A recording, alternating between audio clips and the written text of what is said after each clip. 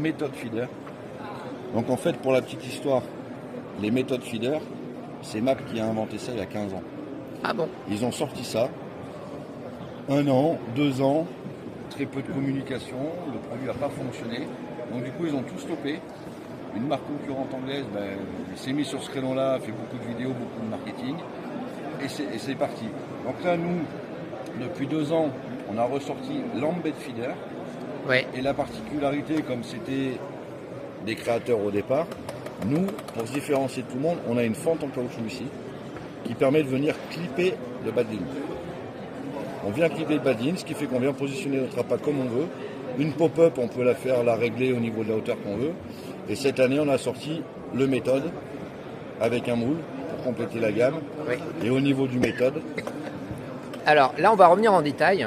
C'est une chose qui est vraiment très très importante. Et Damien va nous réexpliquer l'histoire du bas de ligne. Voilà, donc on a une fente en caoutchouc. Ouais.